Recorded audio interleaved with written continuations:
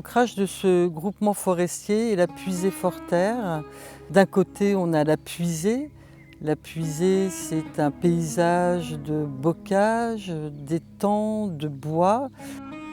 La terre y est argileuse. D'ailleurs, il y a une tradition de potier ancienne et on y fait essentiellement de l'élevage. En revanche, la Forterre a des sols qui sont beaucoup plus favorables à une culture céréalière et de fait, c'est un territoire qui a connu une déforestation très importante et il n'existe pratiquement plus de haies. Alors comment je suis arrivée dans ce groupement? On a été alertés par une copine d'une coupe rase près de chez elle. Et on a tous été tellement choqués et tous, je pense qu'on avait tellement envie de faire des choses, quoi.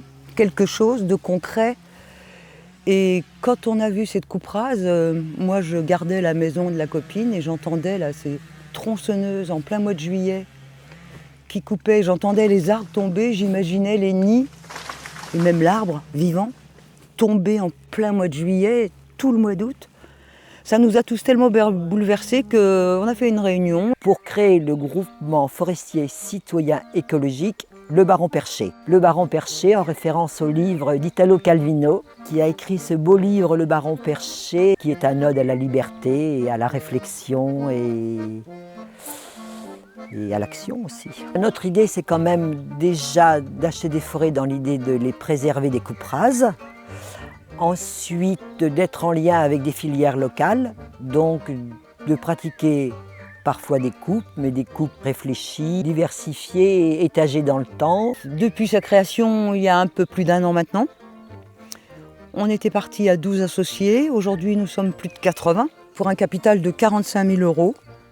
Et aujourd'hui, le groupement est propriétaire de 7 hectares de forêt. Nous sommes dans le bois des Chaumes.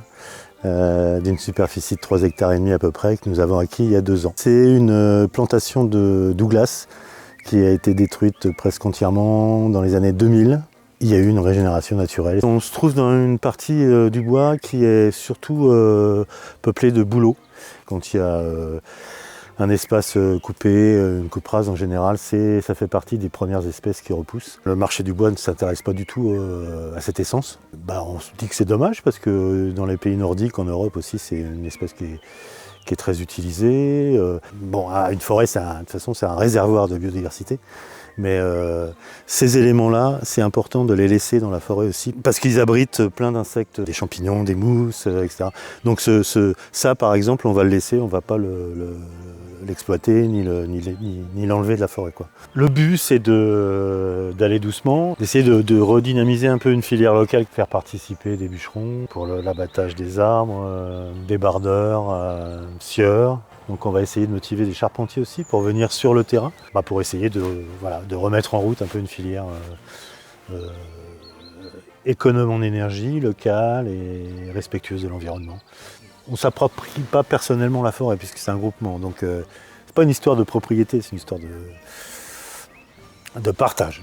Notre ambition, ce serait effectivement d'être rejoint par des gens beaucoup plus jeunes que nous, puisqu'actuellement on est quand même une moyenne d'âge autour de la soixantaine, on va dire.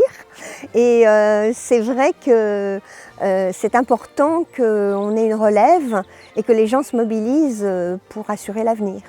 On aimerait bien qu'il y ait des participations pour organiser des chantiers participatifs ou des visites pédagogiques ou à destination des enfants autour. Enfin, c'est d'amener vos idées, amener un peu votre énergie, votre temps si vous en avez. Amenez ce que vous avez à donner.